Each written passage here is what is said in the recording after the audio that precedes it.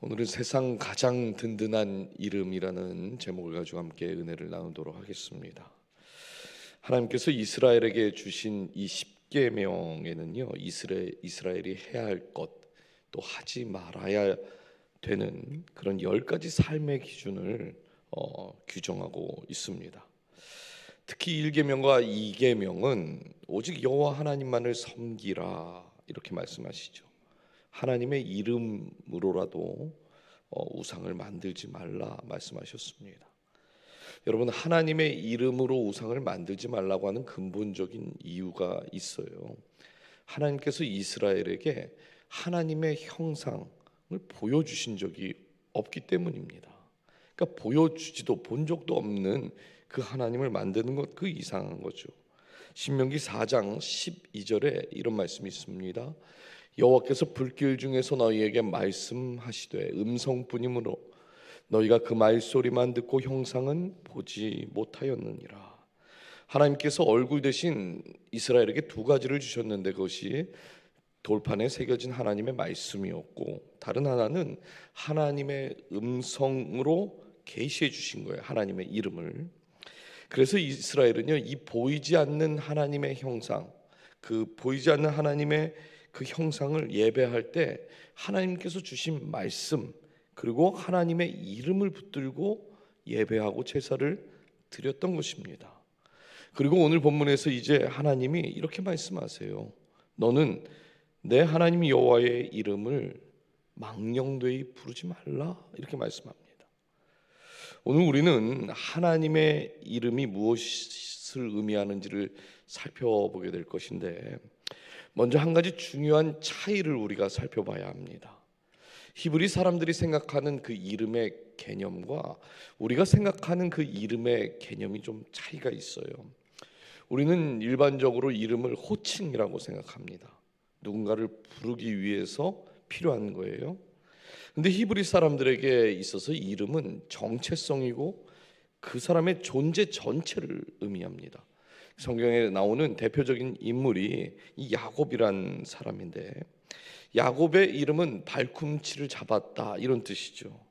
야곱은 자신의 이름처럼 평생 다른 사람들의 사람을 붙잡고 넘어뜨리고 그렇게 살았던 사람입니다. 그런데 그랬던 야곱이 야복강에서 하나님과 만나서 또 씨름을 하게 되죠. 우리가 잘 아는 내용인데, 이때 하나님께서 야곱에게 너의 이름이 뭐냐고 묻습니다. 제 이름이 야곱입니다 하니까 거기서 하나님이 그 이름을 바꿔주셨어요. 이스라엘로 바꿔주셨습니다.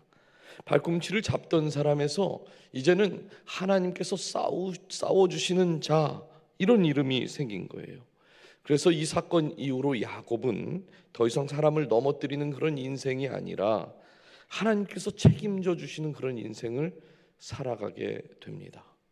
이름이 바뀌니까 놀랍게도 인생의 방향도 바뀌었다는 거예요. 이제 출애굽기 3장으로 한번 넘어가서 또 볼 건데, 하나님께서 모세를 부르셔서 이스라엘에 가서 이제 그들을 애굽에서 건져내라 이렇게 말씀하시죠. 그때 모세가 하나님께 하나님의 이름을 묻는 장면이 나옵니다. 사실 모세가 애굽을 떠난 지가 이미 40년이 지났어요. 40년 만에 애굽으로 들어가서 이제 이스라엘 백성들을 애굽에서 다 내가 너희들 다 데리고 나갈 거다 이렇게 말하면 그들이 물어볼 거라는 거예요. 너를 보낸 하나님은 도대체 누구냐? 이 정체가 뭔지 물을 건데 그때 뭐라고 답을 하면 좋겠습니까? 그런데 여러분, 이 질문이 참 이상하지 않습니까?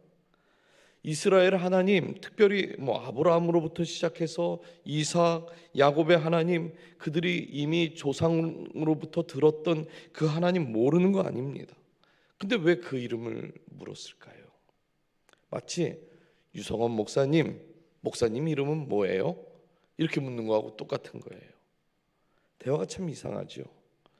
여기서 우리가 중요한 사실 한 가지를 발견하게 되는데, 모세가 하나님의 이름이 뭐냐고 물은 것은요, 호칭을 물어보는 질문이 아닌 겁니다. 지금 모세는요, 존재 자체에 대한 질문을 한 거예요. 400년 동안 노예로 살았던 그 백성들, 고통 속에서 신음하던 그 사람들 앞에서 모세는 이렇게 질문하고 있는 거예요. 하나님이 정말 살아계셨다면 왜 우리는 400년 동안 이렇게 고통을 받고 있는 거냐고. 왜 이 고통 속에서 하나님은 우리 400년 동안 도대체 어디가 계셨느냐고 지금 묻고 있는 겁니다. 이 존재를 묻는 거죠. 이때 하나님께서 모세에게 주신 답이 나는 스스로 있는 자다 그래요.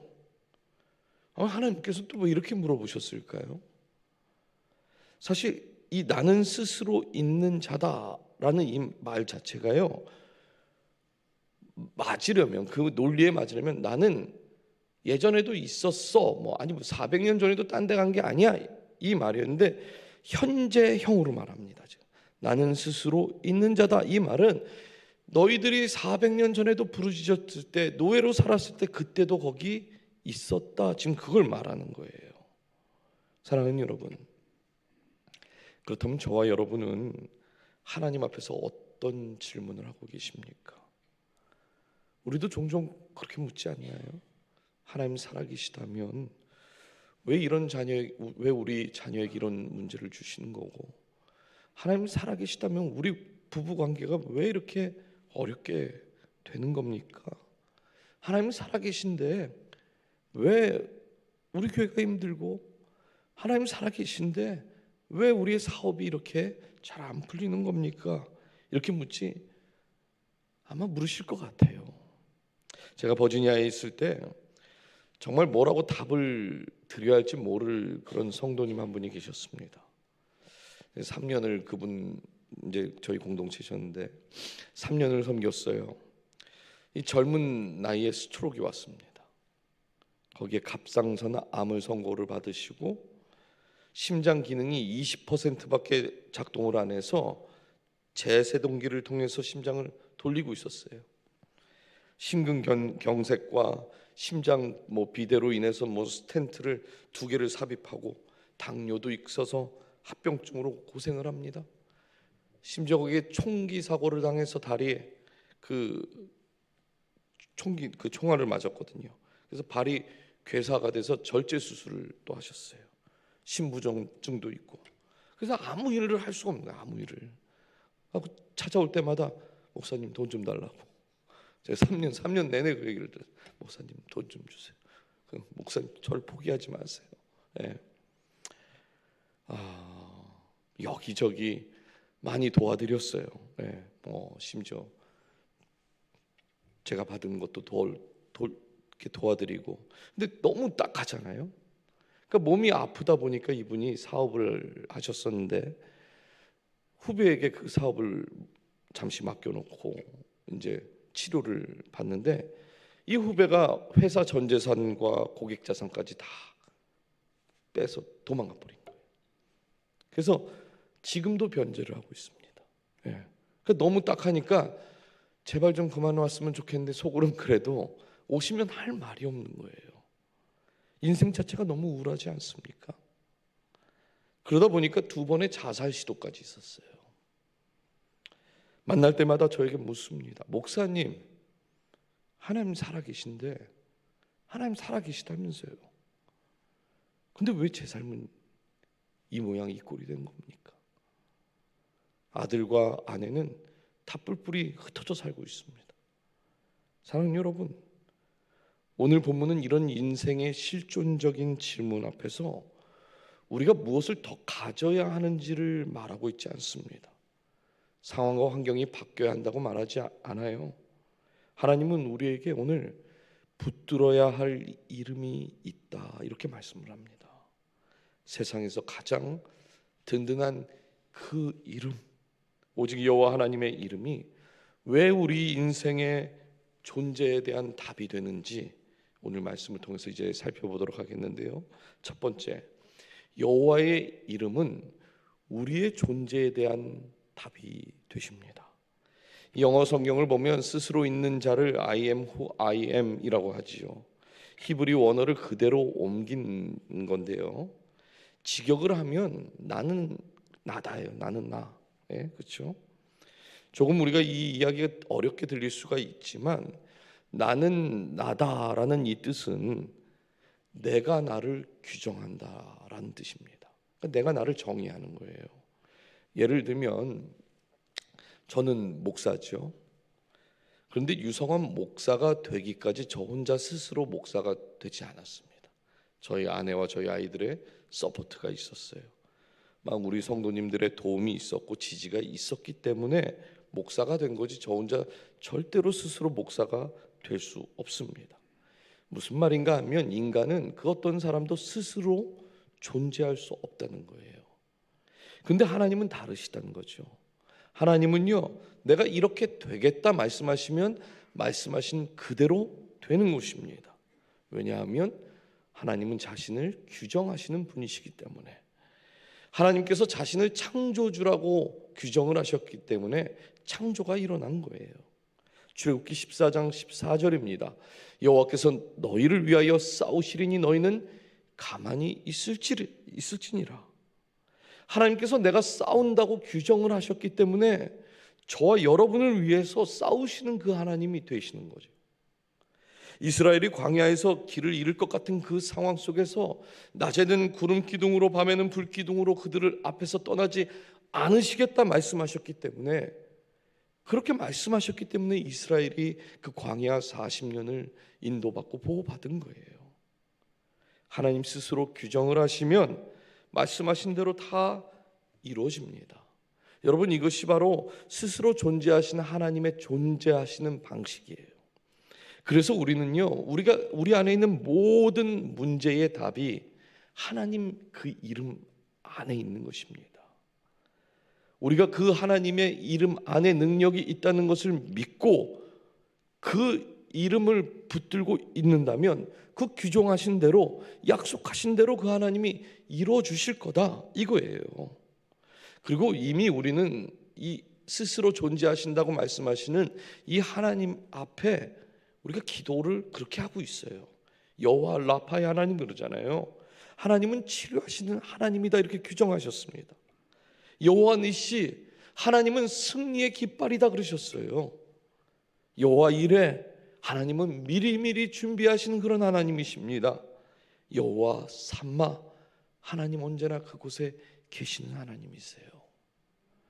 이 모든 이름에 공통적으로 붙어있는 이름이 있죠. 여호와라는 이름입니다. 이 여호와라는 이름은요, 하나님께서 스스로 책임져 주시겠다는 선언이 이 안에 담겨 있는 거예요. 다시 말해서 여호와라는 이름이 붙을 때마다 하나님은 이 일은 내가 하겠다, 이 백성도 내가 책임지겠다, 이렇게 지금 말씀하고 있다고 하는 것이죠. 출애굽기 3장 10절에서 하나님께서 이렇게 말씀하십니다. 이제 내가 너를 바로에게 보내어 너에게 내 백성 이스라엘 자손을 애굽에서 인도하여 내게 하리라. 하나님은 내가 인도한다 규정하셨기 때문에 말씀하신 그대로 될 거니까 너는 그냥 어떤 방법으로 그 백성을 데리고 나와야 하는지 그런 거 걱정하지 말고 내 이름 붙들고 가서 백성들 데리고 와라, 이렇게 말한 거예요. 자, 말씀은 머리로는 그렇구나, 이해가 되시죠? 근데 이 말씀이요, 쉽게 믿어지지가 않아요. 잘 믿어지세요? 역시 특세 셋째 날이라 멍하세요.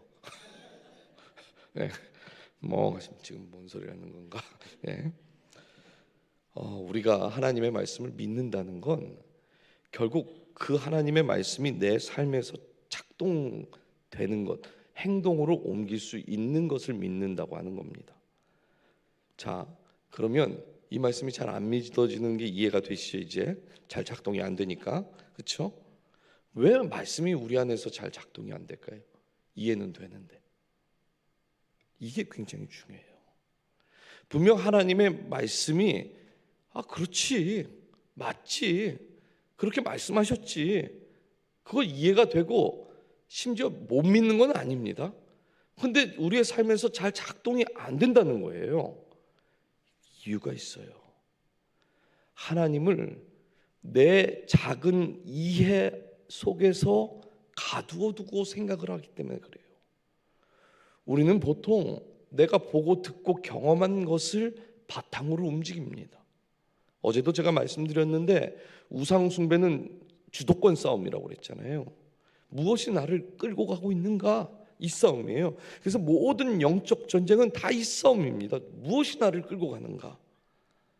내 이해 안에 하나님을 가두고 신앙생활을 하게 되면 믿음이 필요한 상황에서 말씀이 작동을 안 해요. 내가 너무 작기 때문에.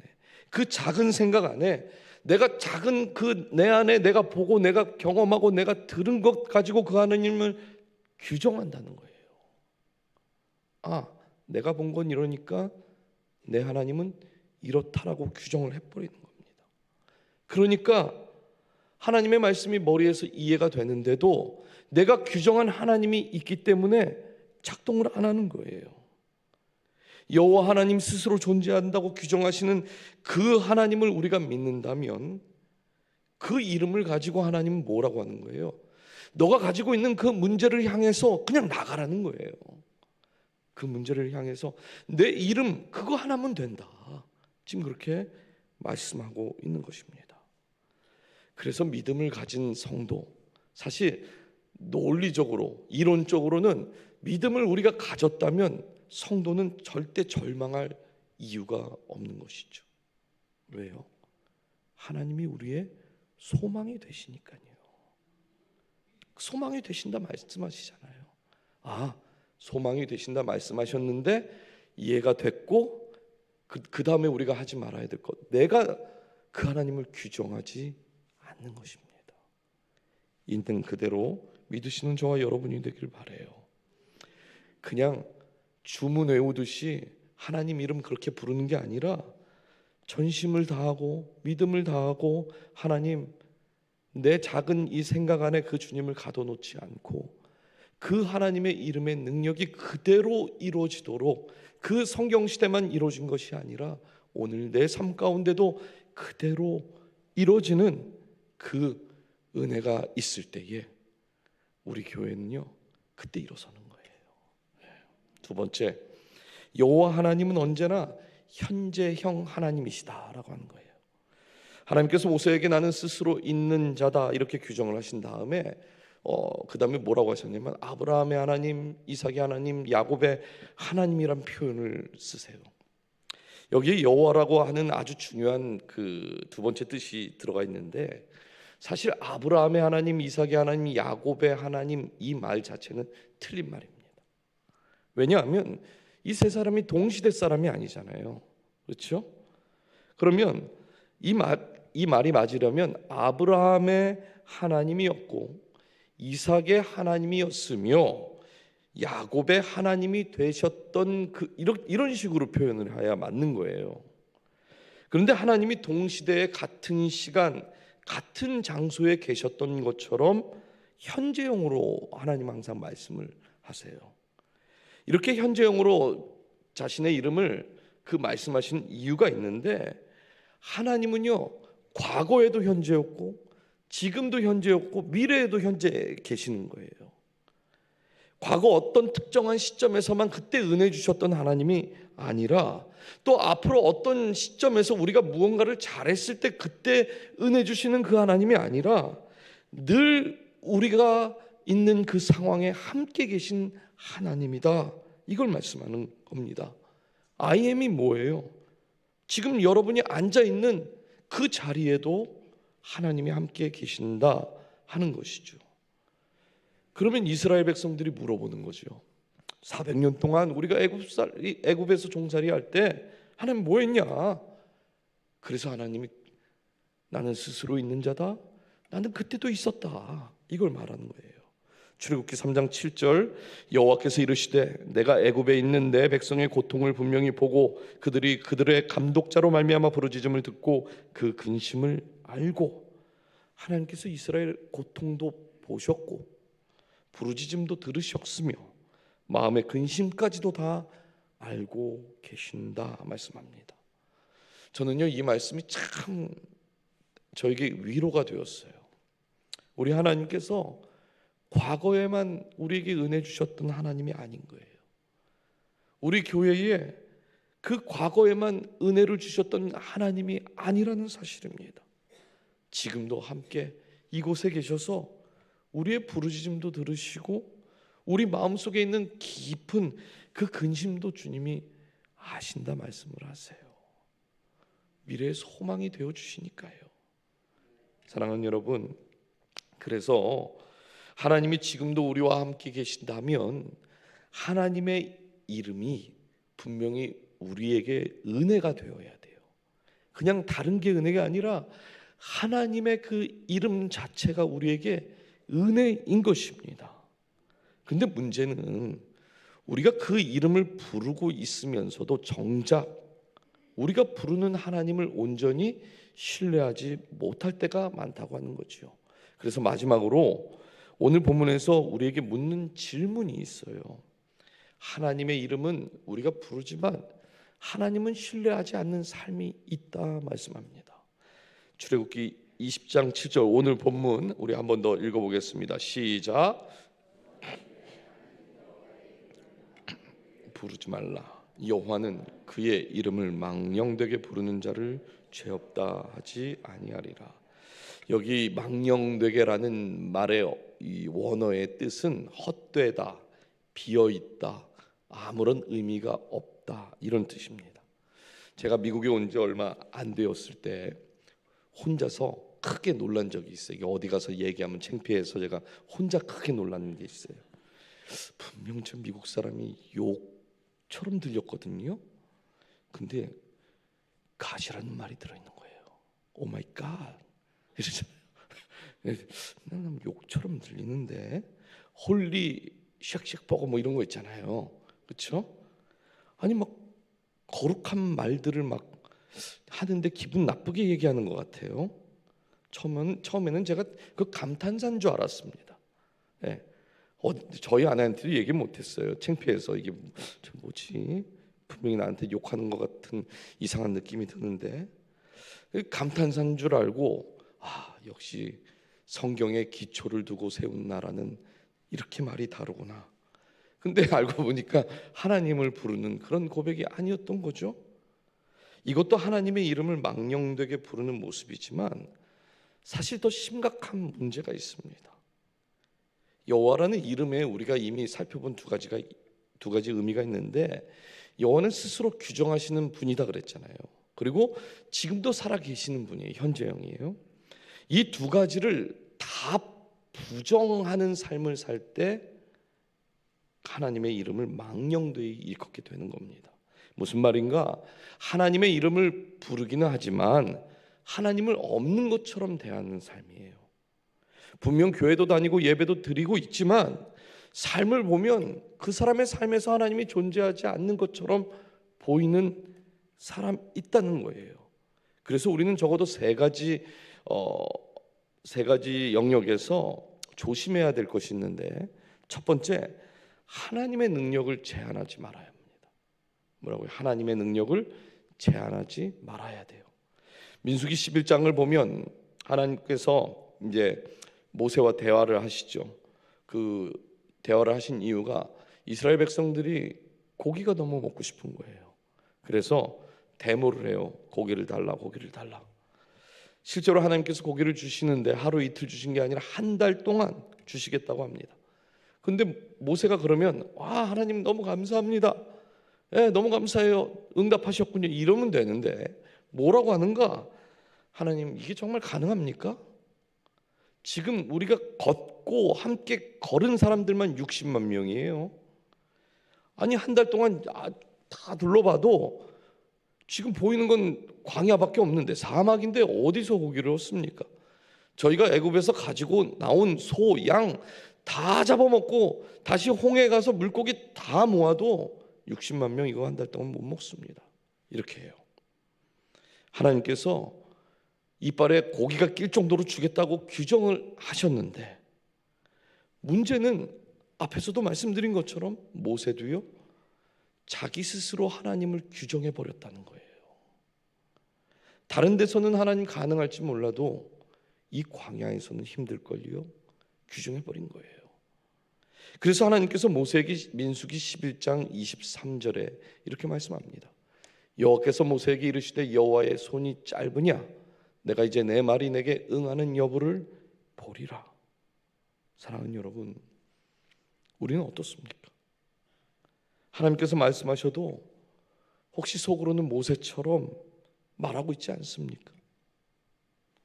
하나님, 이건 제가 생각해도 힘든 건데요, 이렇게 규정하지 말라는 거예요. 우리가 규정하는 순간 하나님의 이름의 능력이 우리 앞에서 작동하지 않아요. 이것이 하나님의 이름을 망령되게 부르는 것입니다. 규정하지 않는 것, 하나님의 이름을 제한하지 않는 것. 두 번째, 하나님의 이름으로 거짓 맹세를 하지 않는 거예요. 레위기 19장 12절 말씀입니다. 너희는 내 이름으로 거짓 맹세함으로 내 하나님의 이름을 욕되게 하지 말라. 나는 여호와이니라. 왜 거짓 맹세가 문제가 될까요? 여러분, 하나님이 정말 지금 이 자리에 계시다는 걸 믿는다면, 지금 옆에 계세요, 거짓말할 수 있습니까? 잘하잖아요. 우리 잘하잖아요. 뭐 안 하시는 것처럼 그것도 거짓말이에요. 자, 우리 지금 잘하고 있어요. 예. 옆에 계시지만 목사님 잘하시나 보네, 막 이런 표정으로 보지 마시고, 우리 모두 하나님 늘 언제나 옆에 계셨는데 사실 꽤 거짓말 잘합니다, 우리. 그렇죠? 지금 물어보는 건 뭐냐면, 왜 거짓 맹세를 하는 그 이유가 뭐냐고 묻는 거예요. 문제는 이겁니다.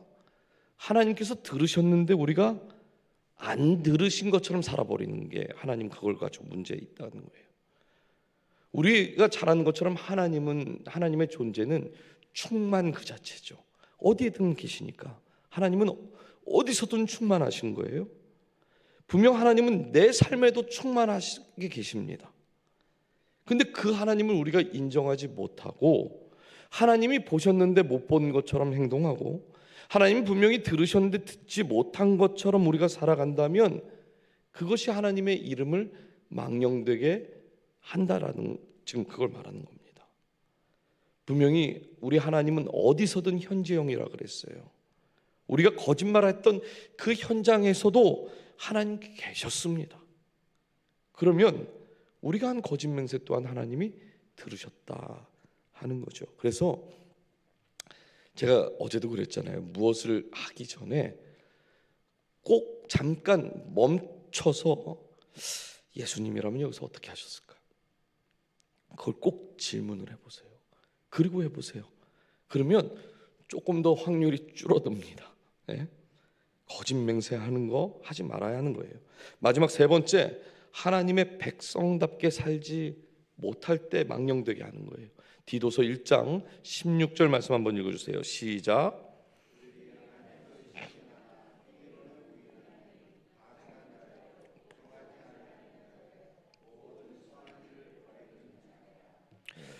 입술로는 하나님을 시인합니다. 그러나 삶에서는 부인하는 신앙이 있다고 하는 거예요. 대표적인, 성경에 나오는 대표적인 시대가 사사 시대죠. 이스라엘이요, 제사를 제대로 못 드렸기 때문에 무너진 게 아닙니다. 그들의 삶이 무너졌기 때문에 무너진 거예요. 결국 하나님의 이름을 망령되이 부른다는 것은 입술의 고백과 삶의 고백이 일치해야 한다. 제가 십계명 하면서 계속 강조하는 거죠. 그렇죠? 이게 가장 큰 특징입니다. 십계명에. 마찬가지예요. 우리가 하나님의 이름을 망령되이 부를 수 있는 그 위험이 곳곳에 있어요. 참 많습니다. 그러나 하나님은 비어있는 분이 아니에요. 헛되이 계신 분도 아닙니다. 의미 없는 분도 아니에요. 늘 언제나 충만하신 하나님. 여러분의 그 삶 가운데, 가정 가운데, 일터 가운데, 사업의 현장 가운데, 우리 교회 가운데 우리 하나님은 늘 언제나 충만하게 계십니다. 그렇기 때문에 그 하나님이 충만하게 계신 그 자리에서 뭐만 나오면 되는 거예요? 어렵지 않아요. 하나님의 충만하신 그 충만함이 곳곳에 있기 때문에 그 하나님을 우리는 영광을 올려드리는 거예요. 제가 그 십계명을 이야기하면서 십계명은 연결이라고 그랬잖아요. 연결. 다 연결이 되어 있어요. 은혜를 주십니다. 충만한 은혜를 우리에게 주세요. 그러면 그 충만한 은혜를 하나님의 영광으로 다시 돌려놓는 거예요. 그러면 그 충만이 사라지질 않아요. 가정에서도 마찬가지고 일터에서도 마찬가지입니다.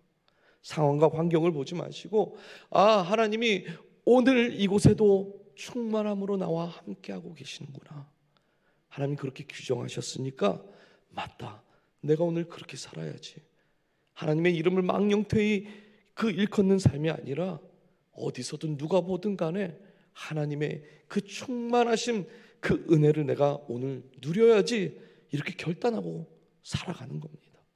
여러분, 살다 보면요, 참 나랑 친한 사람, 내가 사랑하는 사람, 심지어 나와 한 이불 덮고 자는 그 사람도 나에게 상처 줄 때가 있어요. 없으세요? 네, 있어요. 있잖아요. 사람에게 우리가 기댈 것이 아니란 것 모르는 거 아닙니다. 문제는 뭐냐면, 우리가 아무리 뭘 해도 외부적으로 공격할 수 있어요. 근데 그 공격 당한다고 거기에다가 묵상하지 말고, 우리가 묵상하고 붙들어야 될 건 뭐예요? 오늘도 나를 충만케 하실 그 하나님의 이름, 그 이름 하나면 충분한 것입니다. 그러므로 사랑하는 여러분, 다른 게 아니에요. 오늘 말씀은 너무 간단합니다. 이미 하나님께서 우리에게 규정하셨어요. 나는 스스로 있고 하나님은 소망이 되실 거고 항상 그곳에 계실 것이며 치료하시는 하나님이고, 그 패배하는 그 삶의 현장에서도 하나님은 승리의 깃발을 세우신다 약속하십니다. 그분을 붙드십시오. 이제 말씀 맺겠습니다. 우리는 종종 작은 내 생각 안에 하나님을 가두고 내가 그 하나님을 규정할 때가 많아요. 적어도 우리가 2025년 오늘 마지막 날이니까 오늘 결단하시고, 오늘 결단하시면 2년 동안 결단하시는 거예요. 제가 기회를 드리는 겁니다. 오늘 지나면 해가 바뀌니까, 그렇죠? 네, 이런 특혜가 어디 있습니까? 오늘 결단하세요. 그리고 내일 그 결단 또 해보세요. 그럼 나는 2년 동안 그 결단을 한 거예요. 내가 하나님의 이름을 규정하지 않겠다. 하나님은 충만 그 자체입니다. 언제나 우리와 함께 하신다는 거 잊지 마시고, 내 생각과 말과 행동에서 여러분 하나님의 충만이 빠지는 그 순간 실패하는 거예요. 하나님의 충만이 빠지면 우리는 실패하는 자리에 서게 되는 것입니다. 그러므로 그 충만하신 하나님, 우리의 입술뿐만 아니라 우리의 삶의 고백이 날마다 같이 가는 그 은혜가 있기를 주님의 이름으로 축복합니다.